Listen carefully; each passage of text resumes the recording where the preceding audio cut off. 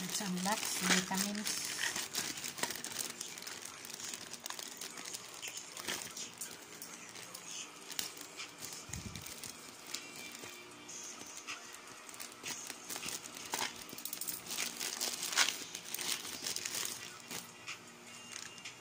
Evening Primrose.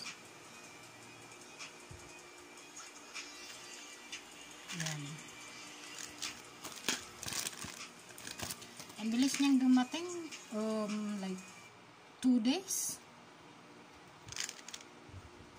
Sa ating mga babae kasi, kailangan natin tong Evening Primrose kasi parang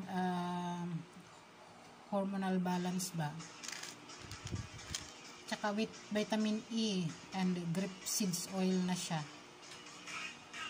240 soap gel. Mas mura na nga ito kasi yung 300 pieces kung 100 na binili sa Malaysia. Nasa $29 na. Medyo mahal din. So ayan. Ito yung vitamins na tinitik ko kasi syempre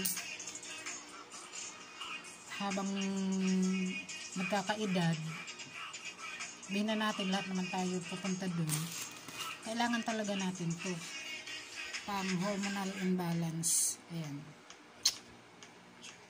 Thank you sa sealer kasi ang bilis dumating.